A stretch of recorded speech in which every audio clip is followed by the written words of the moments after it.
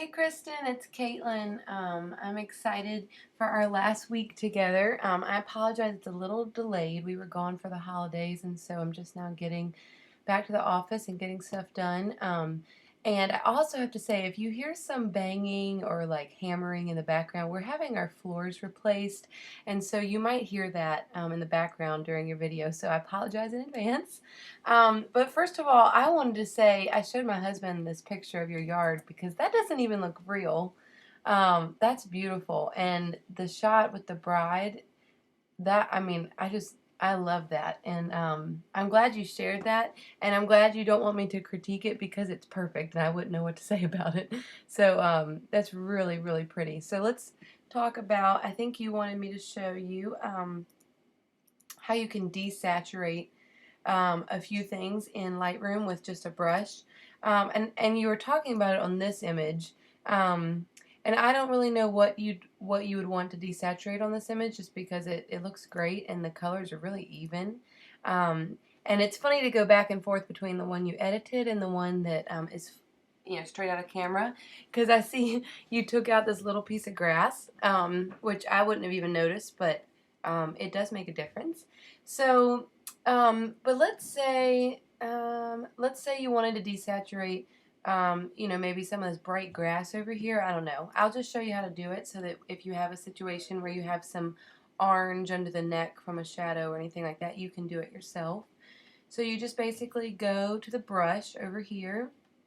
And if you're in Lightroom 3, it'll look a little bit different, but the same functions apply. And you just want to get a new brush, make sure it's clicked on new. And you just basically tell Lightroom what you want this brush to do. So if you want it to brighten an area, you increase the exposure. If you want it to add more contrast, you add more contrast. So for us, we really just want to take out some of the color.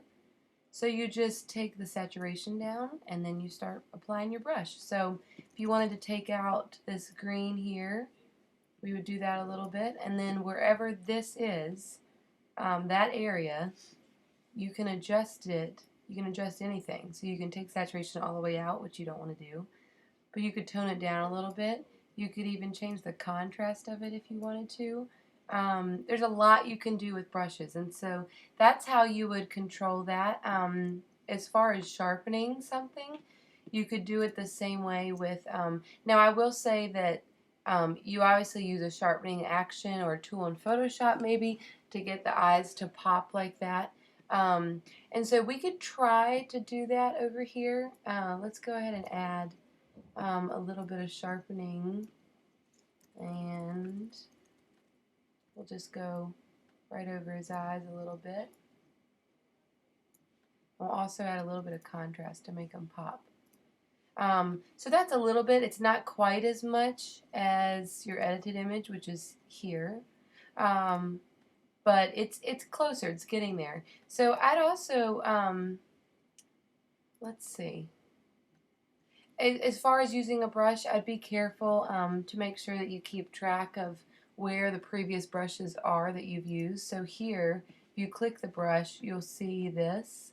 You just hover over and it shows where you have that. Make sure if you sync images and you're editing them, make sure you, so say we wanted to sync this image with this image. When you sync it, make sure local adjustments is unchecked so that that eye brush that you applied here won't apply to the next image.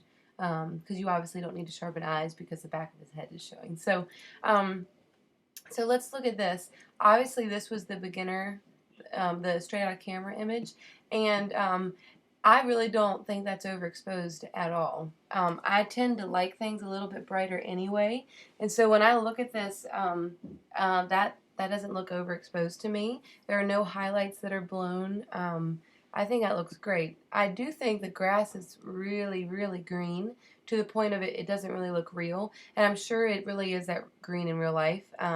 But the way you can tone that down is to go down here. Let's get off the brush.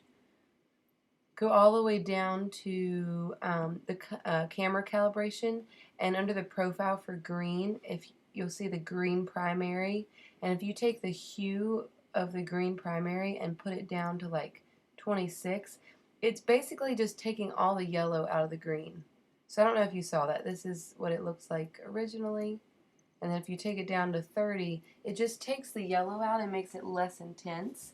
Um, kind of gives it more a closer look to film, to a film image. So that's something to think about. It just makes it softer and not as oversaturated. So here's your edited image. You can do the same thing here. It just takes some of the yellow out and makes the focus more on him and not so much the bright, bright grass. So, I love this picture. I think it's great, and I like that you got on top of the hay bale in order to see him better. And so that's something to think about with the green. I do that a lot when I'm in these type of settings and I'm editing. So, back to this one, just really quick. The only thing I would change is maybe when you're shooting this next time, to back up just a little bit so that you can see all of his hands. Because when you shoot portraits, you're either really close and you can tell it's just focused on the face, or you're getting a torso shot and you need to include the arms and the hands just to make sure it doesn't look like your image is cut off. And you could also, if you wanted to, you could also offset him so that his head is somewhat in these quadrants using the rule of thirds, because our mind will just automatically tell us it's a more well-composed image if his head is in those three, it's in that third quadrant. So that's the same advice I would give for this image, is just to, next time you're shooting her, oh, I see you got rid of her little hair flyaways. You can offset her again so that she's a little bit more off into these quadrants. I don't know if that, I hope that makes sense. But basically when you use the rule of thirds that way, you're always going to look at images and think that they look more well composed and more even, and your eyes are drawn more to her and then off the page. So that's something to think about. And I really, really like this picture. When you compare this picture to, say, this picture, it does look a little bit cold, a little bit cool. So I'm going to warm it up just a little bit, but I'm also going to adjust the highlights just a little bit. So I'm changing the saturation to 4, and I'm making sure it's warm. And let me duplicate that so I can show you what I did. Reset. Okay, so this is before and after. And I just cropped it over, and let me explain a little bit about why I cropped. Like when you come here and you get rid of this, and you get rid of some of this extra white, when you look at the image after you crop it here, it's more of a direct look right into her face. It's a very minor change. It's just something to think about when you're shooting actually in the camera, because it does make a big difference. So, and then hopefully you can see a little bit of how I warmed it up just a hair.